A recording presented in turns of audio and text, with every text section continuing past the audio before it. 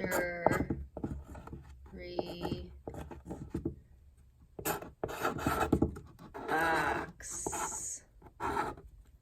Hi everybody, it's Miss Annie, and today we are going to be making our very own mystery box. This is a game that we like to play often during circle time in the twos room.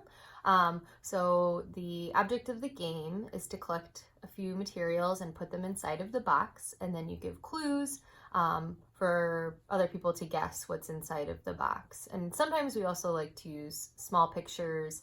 You could use something that's from like a magazine or printed out, and those can be in the box, and you would give the clues about those things. So what I did was I had a box delivered to my house.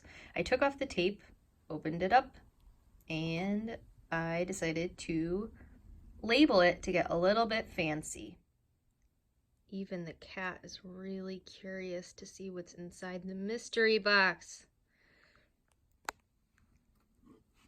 Surprise, there's nothing in there yet. Gotta collect my materials. So I grabbed some materials from all over my house until I had a nice assortment of many different objects. Hooray, I gathered up all my materials, everything's set. Next step will be to play the mystery box game. In the next video, I will tell you some clues and you can guess.